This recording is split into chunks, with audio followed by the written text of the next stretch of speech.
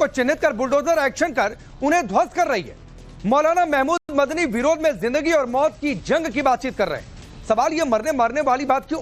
सवाल यह भी कि जब पाकिस्तान के खिलाफ युद्ध के बीच में असदुद्दीन ओवैसी पाकिस्तान को धो रहे, पूरी दुनिया में पाकिस्तान की बखिया उधेड़ रहे, मोदी सरकार के साथ कंधे से कंधा मिलाकर चल रहे, ऐसे वक्त पर सरकार के खिलाफ मुसलमानों को भड़काने वाला बयान देकर मौलाना मदनी आखिरकार साबित क्या करना चाहते हैं? क्या वो उन्हें ओवैसी से सीख नहीं लेनी चाहिए?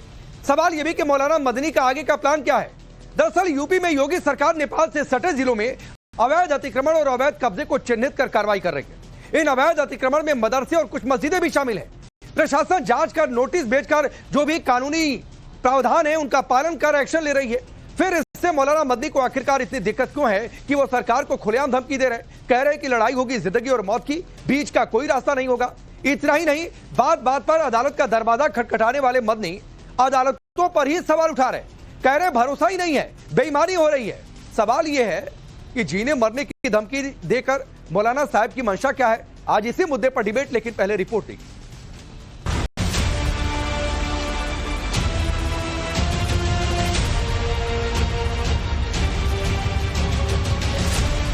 लड़ाई होगी जिंदगी और मौत के, बीच का कोई रास्ता नहीं रहेगा।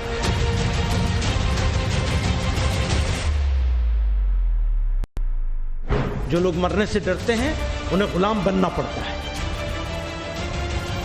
न गुलाम थे, न हैं और न बनाए जा सकेंगे इंशाअल्लाह। अंजाम में हमारी मौत आएगी, लेकिन मौत सिलसिले को खत्म नहीं करेगी, जिंदा करेगी इंशाअल्लाह।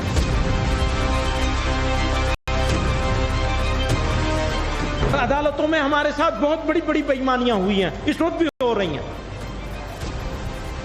बाबरी मस्जिद का हुआ है, ज्ञानवापी का हुआ, अभी हुआ है ज्ञानवापी का। यूपी में एक बार फिर से बाबा का बुलडोजर गरजा, अवैध मदरसों पर ताबड़तोड़ एक्शन जारी है। खासतौर पर नेपाल की सीमा से सटे एक अवैध मदरसे को चिन्हित कर मिट्टी में मिलाया जा रहा है। ये ताजा तस्वीरें यूपी के गोंडा की हैं, जहां गोंडा जिले के बवनजोत विकासखंड में सरकारी खलिहान की भूमि पर 25 सालों से बने मदरसा अहले सुन्नत को बुलडोजर से मिट्टी में मिला दिया गया। धारा 67 के अंतर्गत कार्रवाई की गई।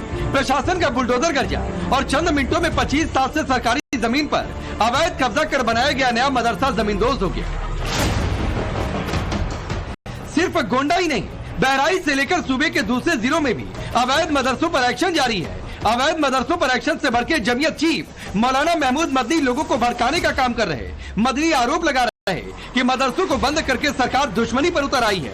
सरकार को खुली धमकी देते हुए महमूद मदनी जिंदगी और मौत की बात कर रहे हैं। जब नीयत ही खराब होगी और गलत करने का फैसला कर लेंगे कि हमें जो सही है उनको भी बंद करना है। सही के लिए क्या है?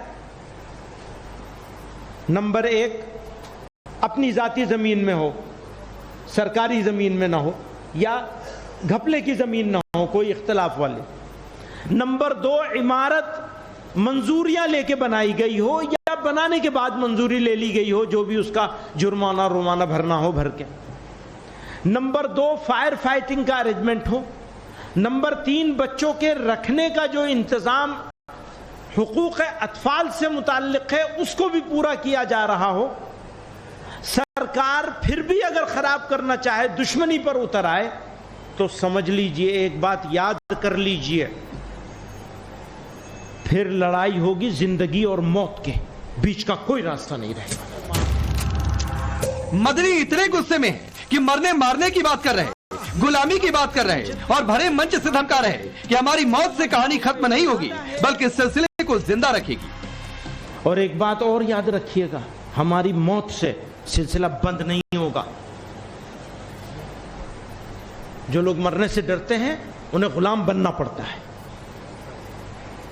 न गुलाम थे, न हैं और न बनाए जा सकेंगे इंशाअल्लाह। हर चीज मंजूर है।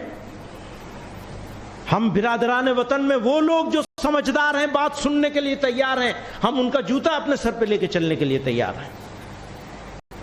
लेकिन जो लोग गुलाम बनाने की कोशिश करेंगे, उनसे मालूम है हमें कि अंजाम में हमारी मौत आएगी। लेकिन मौत सिलसिले को खत्म नहीं करेगी, जिंदा करेगी इंशाअल्लाह। मौलाना महमूद मदनी यही नहीं रुके। मदनी ने बाबरी को फिर से याद किया, ज्ञानवापी का जिक्र किया और सीधे सीधे देश की अदालतों पर ही सवाल उठा दिए। कोर्ट और अदालत में हम जरूर जाएंगे, मुझे कोई उम्मीद नहीं है, लेकिन आपको मायूस नहीं करना चाहता। अदालतें भी आदमी चलाते हैं और अदालतों में हमारे साथ बहुत बड़ी बड़ी बेईमानियां हुई हैं, इस वक्त भी हो रही हैं। बाबरी मस्जिद का हुआ है, ज्ञानवापी का हुआ, अभी हुआ है ज्ञानवापी का। हम कैसे भूल सकते हैं इसको? नहीं भूल सकते। अब सवाल है, मौलाना महमूद मदनी को अगर अदालतों पर ही भरोसा नहीं तो फिर हर बात पर कोर्ट का दरवाजा क्यों खटखटाते हैं? अगर अदालतों पर भरोसा नहीं है तो फिर किस पर भरोसा? सवाल मौलाना मदनी के बयान की टाइमिंग को लेकर भी है, जब पूरा देश पाकिस्तान के खिलाफ एकजुट है। अच्छा होता मौलाना मदनी असदुद्दीन ओवैसी से ही थोड़ा सीख लेते। ओवैसी देश ही नहीं विदेश पे जाकर पाकिस्तान की बखियां उधेड़ रहे, सरकार के साथ कंधे से कंधा मिलाकर खड़े हैं। ऐसे वक्त में मदनी सरकार को खुली धमकी देकर मरने मारने, जिंदगी और मौत की बात पर भड़काने का काम कर रहे हैं। सवाल ये भी है कि योगी सरकार अवैध मदरसों पर एक्शन ले रही है, तो फिर मदनी को इससे परेशानी किया। सबसे बड़ा सवाल, सरकार अदालतों पर सवाल उठाएंगे तो मौलाना किस पर भरोसा करेंगे? Bureau report, Times Now Bharat. मुतहर्रिक होइए, फाल होइए, फिक्रमंद बन जाइए। तो भाई सवाल यह है कि चीख चीख कर कहते हैं कि इस देश में संविधान का सम्मान है, तो संविधान का सम्मान ऐसे है क्या कि अदालतों पर भरोसा नहीं है, बेईमानी हो रही है, जिंदगी मौत की बात है, बीच का कोई रास्ता कबूल नहीं होगा? ये संविधान के सम्मान की बात करने वाला शख्स ऐसी बातें कह सकता है?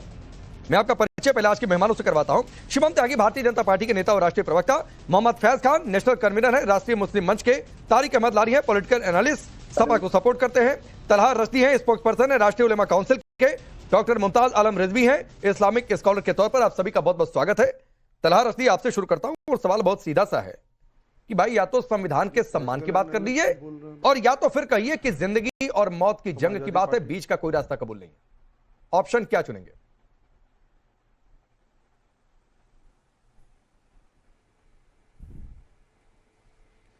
तलहा रश्दी, आवाज आ रही है आपको? जी राकेश जी, गुड इवनिंग, आवाज आ रही है, बताइए। अरे गुड इवनिंग। मैं पूछ रहा हूं कि या तो संविधान के सम्मान की बात कर लीजिए और या तो कहिए कि जिंदगी और मौत के जंग की बात है, बीच का कोई रास्ता कबूल नहीं है। तो सवाल क्या है इसमें आपका? संविधान का सम्मान कौन नहीं कर रहा? संविधान की लड़ाई तो इस देश का मुसलमान ही तो आज की तारीख में लड़ रहा है। क्यों बाकी लोग सम्मान नहीं कर रहे हैं संविधान का? आपने देखा 2024 के इलेक्शन में क्या हुआ? संविधान बदलने की बात कौन लोग कर रहे थे? जो सत्ता में थे उनके लोग, जो उनके चहेते हैं, जो उनका पैतृक संगठन, उसके लोग संविधान बदलने की बात कर रहे थे। और संविधान के लिए संघर्ष करना, संविधान को बचाने के लिए देश का मुसलमान, देश का पिछड़ा। आप कोट करिए तलहा रश्दी, किसने कहा था कि संविधान बदल देंगे? आप भारतीय जनता पार्टी के लोगों के बयान, अरे नाम लीजिए ना, नाम लीजिए। शिवम है यहाँ पर, मैं पूछ लेता हूँ उनसे, आप नाम लीजिए ना। आरएसएस के लोगों का आप तो, अरे नाम लीजिए भाई। आप इतने ज्ञानी पत्रकार हैं। नहीं, मेरे ज्ञान की बात छोड़ दीजिए। आपको नहीं, मैं बहुत अज्ञानी हूँ, मेरे ज्ञान की बात छोड़ दीजिए। जानते हैं किसने नाम लिया? नाम लीजिए ना, डर लगता है क्या नाम लेने में? नाम क्यों लूं? नाम लीजिए, नाम लूं? डर लग रहा है तलहा रश्दी को नाम लेने में, या फिर आपकी मनगढ़ंत कहानियां एक्सपोज हो रही है, इस बात का डर है? जी नहीं, आपके मनोहर कहानियां जितने भोले आप बन रहे हैं, आप उतने भोले नहीं। अरे मैंने मनगढ़ंत कहानियां कही, मनोहर कहानियां नहीं कही। आप मनोहर कहानियां पढ़कर आए, इसलिए आपके कान में मनोहर कहानियां सुनाई दे रही है। मैंने मनगढ़ंत शब्द का इस्तेमाल किया था तलहा रश्दी। आज आप संविधान मनोहर कहानियां